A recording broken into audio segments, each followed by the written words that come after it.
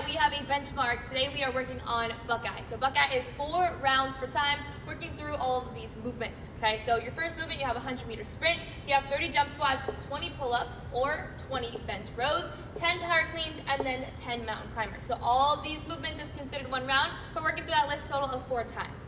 Okay, so for the 100-meter sprint, it is a sprint. So you're going to try and run your fastest all the way down, 2 houses down, 2 houses back.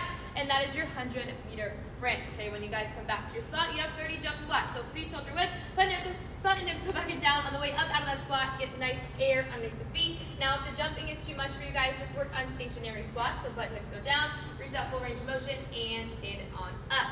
Now, your next movement, you guys have your 20 pull-ups.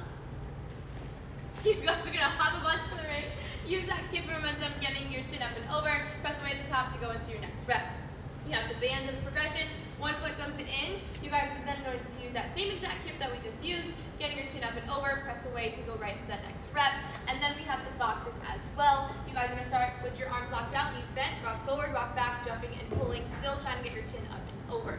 Now, if we do not have access to a pull-up bar, that is a-okay. We're going to be working on bent rows. Okay, so you guys can grab onto that object. You're going to have your hands on your knee. You guys are simply just going to pull that elbow all the way up to the ceiling, making sure that object comes right next to your chest. Now you guys can do 10 on one side, switch over, and then finish the other 10 to equal that 20 on the opposite side. Then you have 10 power cleans. So you guys are going to approach your barbell. You're going to start with your feet underneath your hips, hands on the outside of the legs, butt is down, back is flat, power, so you do not have to squat. Drive your legs, jump and shrug, getting into the front rack position. Okay, now if you guys do not have access to a barbell, we're working on that object that we have at home. You guys are going to start with one hand on that object. You guys are going to jump and shrug, bring it to the front rack position, just as if we had a barbell. Again, same thing, 5 on one side, 5 on the opposite. Then last movement of the day, you got your mountain climbers. So you guys are going to start with your hands underneath the shoulders, pop open the hips, jump and switch, making sure you guys land flat foot next to your hands every single time. Okay, have fun with this.